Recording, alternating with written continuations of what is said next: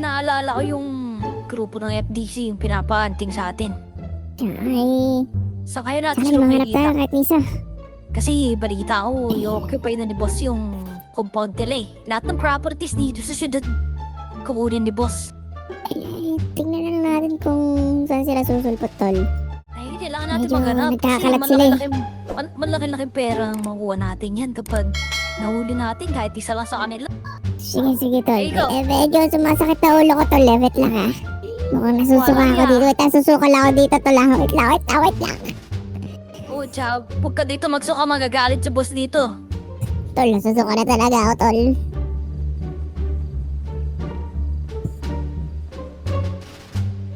Kung napansin nyo guys, di ba parang di nila narinig yung motor ko kanina?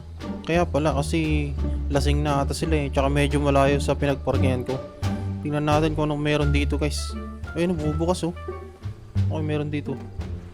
Ulang yan, gagandang sasakyan na ito man. Kulay pula.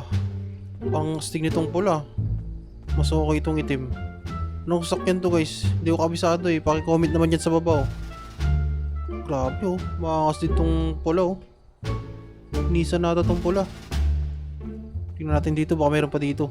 Uy, gagi, ang angas itong itim oh. Anong sasakyan ba to? Uy, andito yung ano ah. Di ba ito yung ano? Gandang edition ni Don Eric, yung one of one dito sa ano, city. Tapos ito naman yung kasama niyang motor oh.